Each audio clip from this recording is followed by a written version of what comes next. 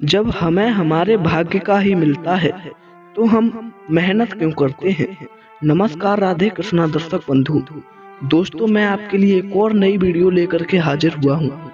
दोस्तों, यह वीडियो हमारे जीवन के लिए इतनी लाभदायक है कि शायद आप इस वीडियो को सुनने के बाद में बहुत अच्छा फील करेंगे और आपको इस कहानी से बहुत बड़ी सीख मिलेगी। दोस्तों, जैसा कि हम सभी जानते हैं कि हमारे जो भाग्य में लिखा होता है हमें उतना ही मिलता है, मगर जब हमारे भाग्य के हिसाब से ही हमें मिलता है तो हम अपना कर्म क्यों करते हैं और हम मेहनत क्यों करते हैं। आइए इस छोटी सी कहानी के माध्यम से जानते हैं। यह कहानी ज्ञान का भंडार है जो कि हमें अच्छी राह दिखाएगी। दर्शक बंधु, बस एक ही निवेदन है कि चैनल को सब्सक्राइब करना न भूलें और वीडियो को लाइक जरूर कर दें। कमेंट में राधे कृष्णा जरूर लिख दें। आइए आपका कीमती समय न बर्बाद करते हुए इस छोटी सी कहानी को शुरू करते हैं।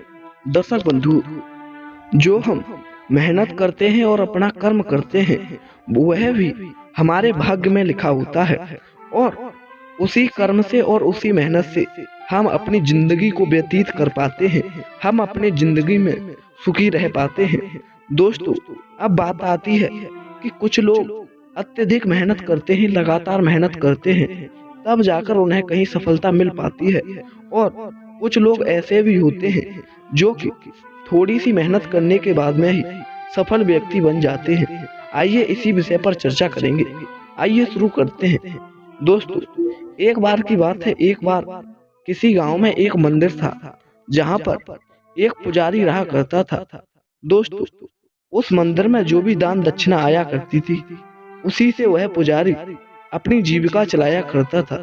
यानी कि जो भी उस मंदिर में चढ़ावा आता वह उसे अपनी जरूरतों में लगाता था। मगर वह जो पुजारी था वह बिल्कुल भी पैसों का लालची नहीं था। यदि कुछ थोड़े ज्यादा पैसे आ जाते थे तो वह उनसे जो जरूरतमंद व्यक्ति होता था उसकी सेवा कर दिया करता था।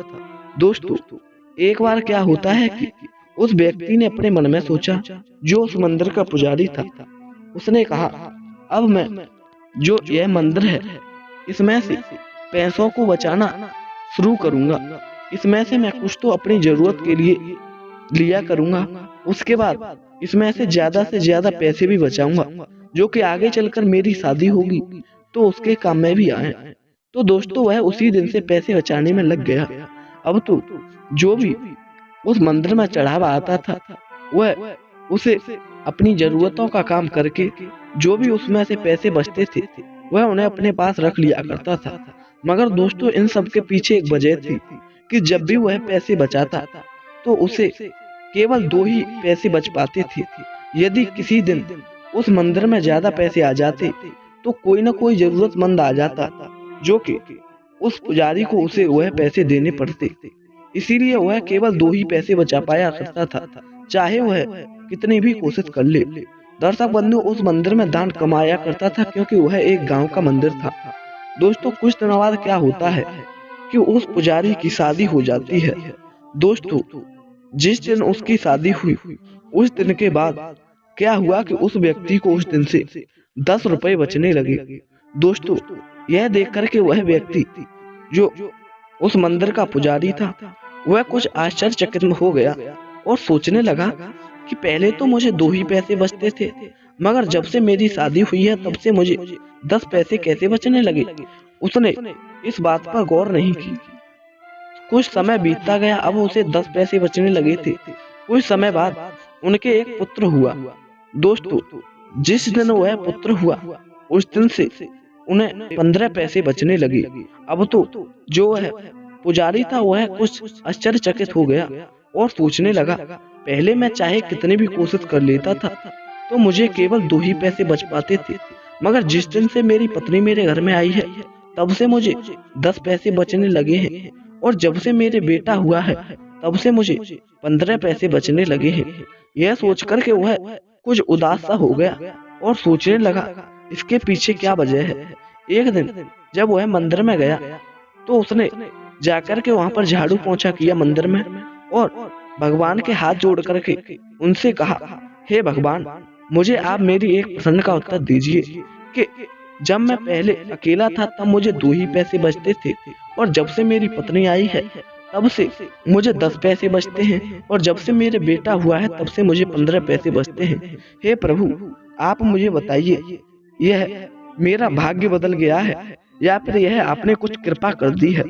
दोस्तों, इतना कहकर के वह जो उसका मंदिर का जो पुजारी था वह वहीं पर रुकता है। जब शाम को उसका विश्राम करने का समय होता है तब वह अपने घर पर जाकर के एकदम से विश्राम करने लगता है। जब वह गहरी निद्रा में चला जाता है तो एकदम से उसे सपना होता है, और उसके सपने में भगवान जी आ जाते हैं और एकदम से उससे कहने लगते हैं, हे पुजारी, तुमने मुझसे प्रसन्न किया था कि जब मैं अकेला था तब मुझे 2 पैसे बचते थे, और मेरी पत्नी आई है तब से 10, और जब से मेरा बेटा हुआ है तब से मुझे 15 पैसे कैसे बचने लगे। मैं तुम्हारे प्रश्न का उत्तर देता हूँ। देखो, तुमने मुझसे कहा था, हे प्रभु, आपने मेरा भाग्य बदल दिया है या फिर आप मुझ पर कृपा कर रहे हैं। तो मेरी बात सुनो, ना ही तुम्हारा भाग्य बदला है और ना ही कोई मैंने तुम पर कृपा की है। यह सब भाग्य के अनुसार होता है। इसका कारण मैं आपको समझाता हूँ, ध्यान से सुनो। देखो, तुम्हारे भाग्य में विधि ने, उस प्रभु ने, यानी कि हमने तुम्हारे भाग्य में 2 पैसे लिख दिए थे, मगर जो ये तुम्हारी पत्नी है इसके भाग्य में हमने 8 रुपए लिखे थे, यानी कि 2 तुम्हारे भाग्य के और 8 इसके भाग्य के। फिर तुम्हें 10 पैसे बचने लगे, और जब तुम्हारा पुत्र हुआ तो हमने इसके भाग्य में 5 पैसे लिख दिए थे, यानी कि कुल मिलाकर इसीलिए तुम्हें 15 पैसे बचने लगे। इतना कहकर के वह जो भगवान जी थे वह वहां से गायब हो गए। जब सुबह वह पुजारी उठा तब उसके मन में विचार आया।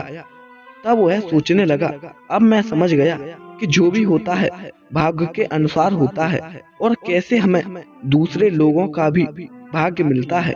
यानी कि हमारे घर में कोई व्यक्ति होगा तो हमें उसका भी भाग्य का मिलेगा। यदि हम उसे अपने घर से अलग कर देंगे तो वैसा हमारे पास से कम हो जाएगा।